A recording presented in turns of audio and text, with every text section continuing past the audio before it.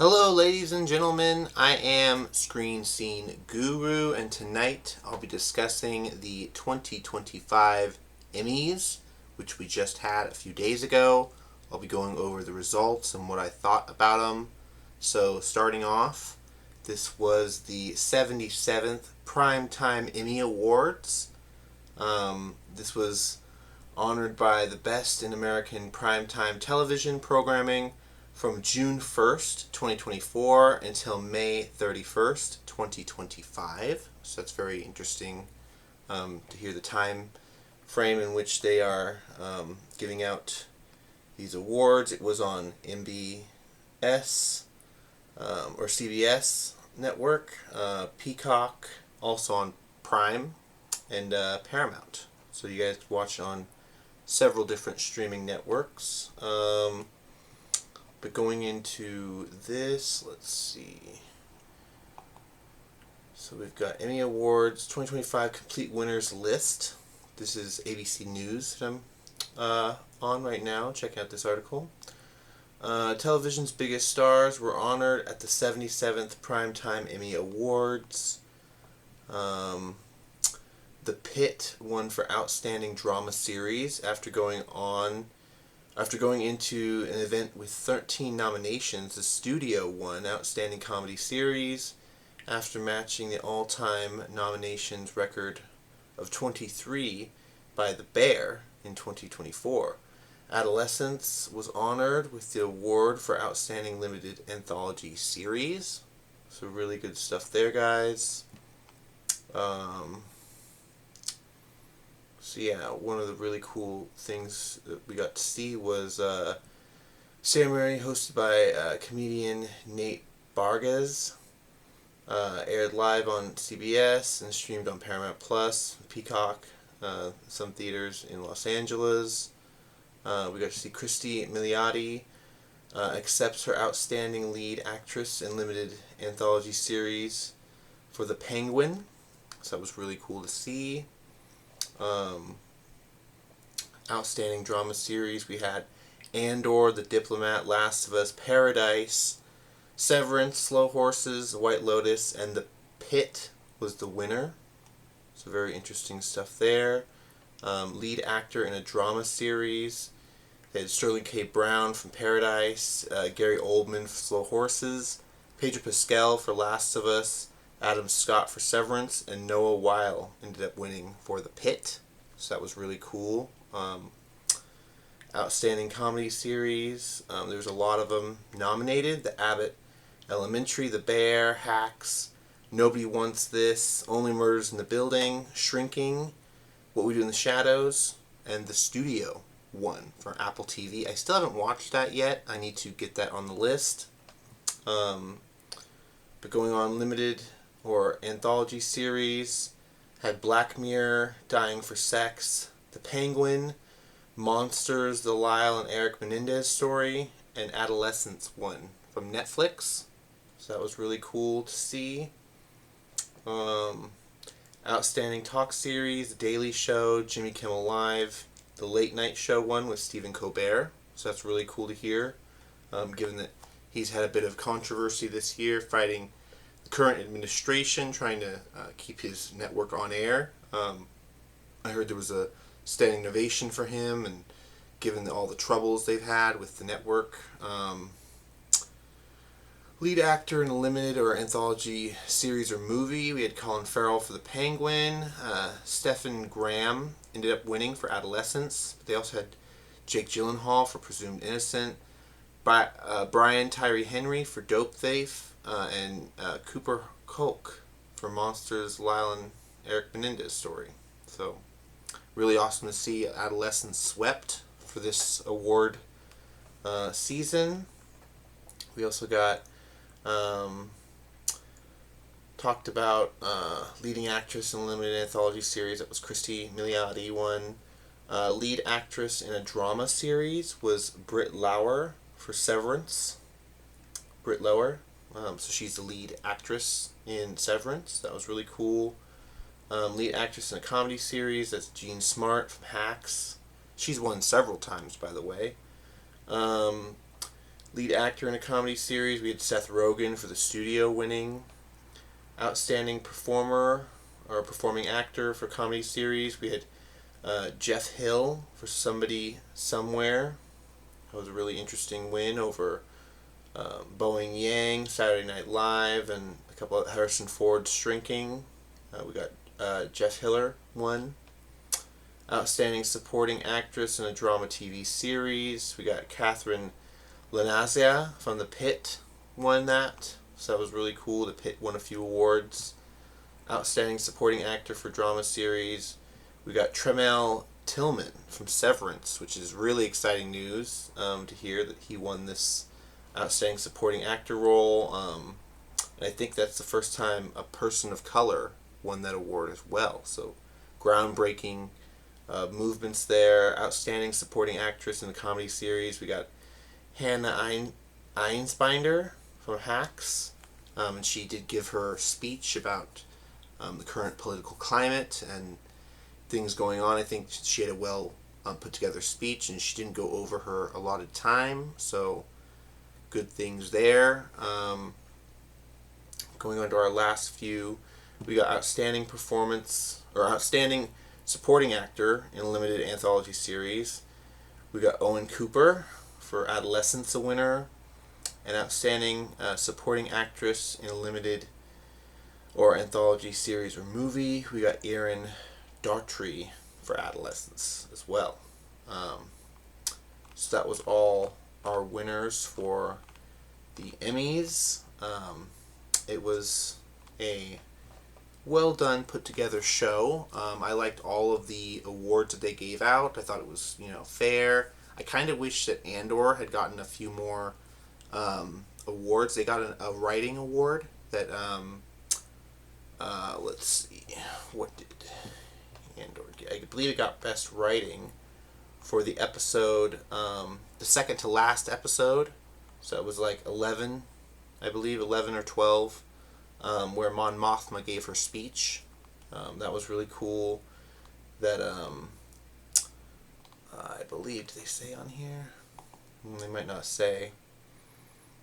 But Danny Boyle, or not Danny Boyle, let's see if they have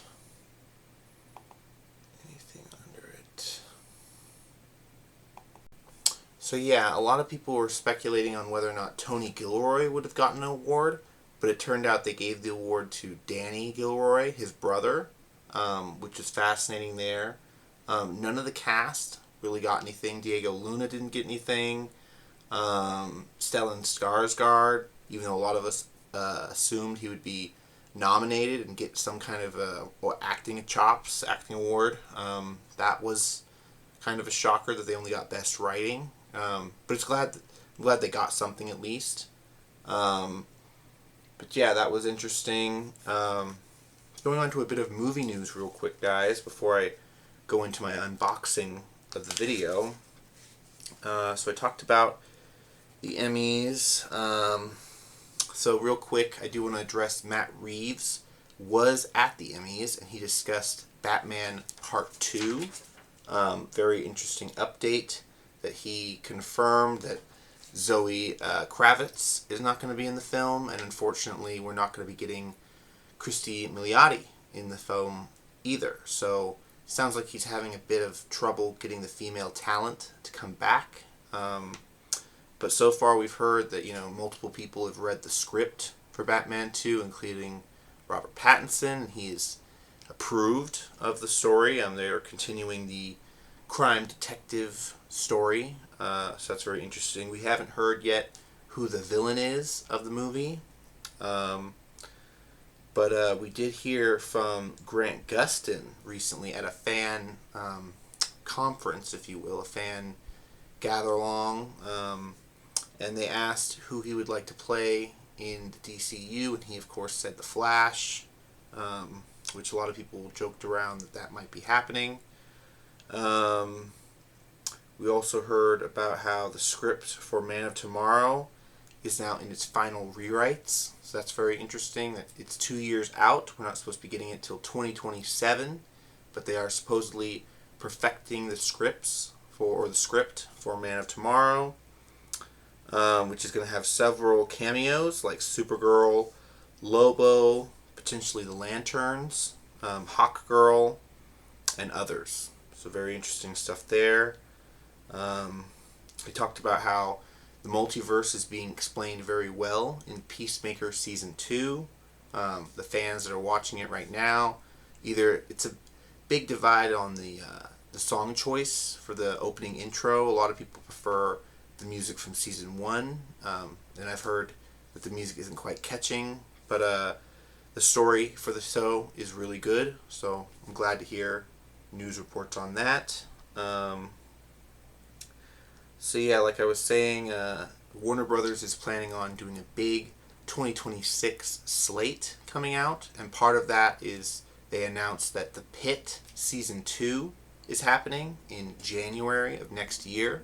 So that's very exciting news, guys, for all of you that have watched Season 1. Moving on, we covered the Matt Reeves Batman Part 2 news. He did mention that due to the success of The Penguin and it winning all these television awards, they were not expecting that they are potentially going to do more spin-off projects, but they did not announce who those spin-off projects are going to be about. And I think that this is just causing more of a rift between Matt Reeves and James Gunn about what is going on in the new DCU. They have confirmed Batman Part 2 is going to start shooting next year and hopefully be ready by 2027. But that's all hoping that, depending on if the slate and everything works out the way they plan. They're also discussing that Leonardo DiCaprio is in talks to be in Heat 2 as the lead. So that's very exciting news that Michael Mann's much anticipated Heat 2, the book was released. It's a prequel and a sequel. So that's very interesting. And that our first real tangibility news of Leonardo DiCaprio joining the cast is very interesting as well. We also heard that he is working on a untitled Scorsese film. Euphoria Season 3 hits in the spring of 2026. They said it should be ready, so that's very good for Euphoria fans. We're getting a Season 3, and I do believe a Season 4 has been greenlit. We just don't know when it's going to be releasing, depending on when Season 3 wraps. Then we've got Knight of the Seven Kingdoms is set for a January release, with House of the Dragon Season 3 coming in late 2026. So very interesting stuff there, with all the Game of Thrones projects happening. We also did recently hear that Robert Redford unfortunately passed at the age of 89. He was a trailblazer in the industry of acting and television and doing his own screenplays and a lot of other things. A lot of people might have recognized him from a movie called All Is Lost, where he was literally fighting to stay alive inside a small ship as he was going through a storm. And no dialogue in that film. Very interesting choice. But really sad to hear that he's passed. He's been in a lot of industry work and he will be missed. Demonslayer is currently racking up the money in the theaters, going up against Conjuring 4 Last Rites. It's recently made $70 million in the opening weekend, breaking records for anime, not just here in the West, but internationally as well. Breaking records. Let's see. It's the biggest opening for Sony Studios in 2 years. So that's a very fascinating statistic right there. Penguin won 9 Emmys altogether out of all of them. The studio won 13, which is very interesting. 911 Nashville is coming out October 9th, which I'm very excited about. If you guys have watched my review, my reactions on the channel before, I'm a big 911 fan. So I'm excited. This is going to be the 3rd spin-off of the franchise. I technically don't count Dr. Odyssey because that was ridiculous. But I really liked 911. I liked 911 Lone Star. So both of the shows are really good stories. Highly recommend. Can't wait for Nashville. And then, of course, there was a rumor that just came up the last few days that Avengers Doomsday is done shooting. They're now going into post-production in the UK. This is just a rumor so far. We don't know if it's confirmed or not. But I just thought I'd cover it in the newsletter. Also looking on, we got James Cameron talks about how he's working on a story for Terminator 7, which is very interesting stuff there. We haven't heard if any of the OG cast is returning. So far, it sounds like it's going to be a whole new original story. And Cameron, as far as he's let out in news articles and on talk shows, he's having trouble conceiving of a dystopian future because we're pretty much at the timeline where he said the original would take place. So I thought that was very fascinating that he's having trouble coming up with the script and all this stuff.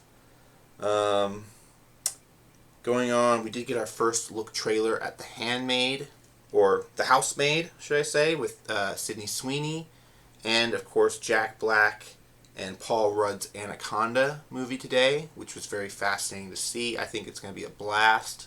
Coming out in Christmas, this Anaconda movie. And I believe The Housemaid's coming out next year, I think. We did hear that Insidious 6 was greenlit, and apparently there's going to be a TV show of Insidious where they're going to be using the Further to go back in time and try to save lost children. So that's a very fascinating story to hear. Then we got Five Nights at Freddy's is talking about Matthew Lillard is going to play Springtrap, who's basically the Voldemort of the Five Nights at Freddy's universe, and how Springtrap will play a much bigger role in the third film. So very interesting news there from Matthew Lillard on the Five Nights at Freddy's franchise. I'm really excited about the second one coming out in October. Netflix's biggest streamed show is Wednesday, but it's having trouble getting views for season 2. Very interesting news here, guys, that recently dropped. Season 1 had a very high audience score. It had about a 92% on Rotten Tomatoes, and it was steady. With Season 2, a lot of critics and the audiences are saying that they didn't catch it right away because it was broken up into 2 parts. Very fascinating release schedule for Netflix. Sometimes it works for them, sometimes it doesn't. And it sounds like the audiences just didn't really pick up back on the second part of Wednesday Season 2. So there's still, it's in the top 10. It's charting on Netflix. It's just not a lot of people have finished it. They've started it, but haven't finished. And that's leading people to wonder, is Season 3 going to get made if they didn't finish watching the show? I don't think that really matters for the creatives and for Netflix. I think they're just maybe curious about how they're going to release Season 3 based on these results. And I'm sure it's also making people question the release schedule for the new Stranger Things. You know, we're going to be getting them in November, December, New Year's. And are people going to be on board to watch them? I think they are. But what do you guys think about that? That'll do it for my movie news. Real quick, I do want to show off a cool collectible that my brother got me. This is the Thai Advanced X1. Show off the box right here. It's got a little bit of extra parts in it, but this is the Thai Advanced spacecraft. This is a personal vehicle of Lord Vader, which he drives around in Episode 4, A New Hope. I can show it off right here. It does have a stand, but the stand is kind of a cheap, flimsy plastic. So I just want to kind of show it off right there. You can kind of see inside the cockpit there's a little Vader doll, which is fun. I love the little side panels. Get a little up and down. It did come with little laser blasters, little green, thin plastic pieces, but unfortunately they bent. But I did really like this. This was a really cool find. I'll show off the box one more time.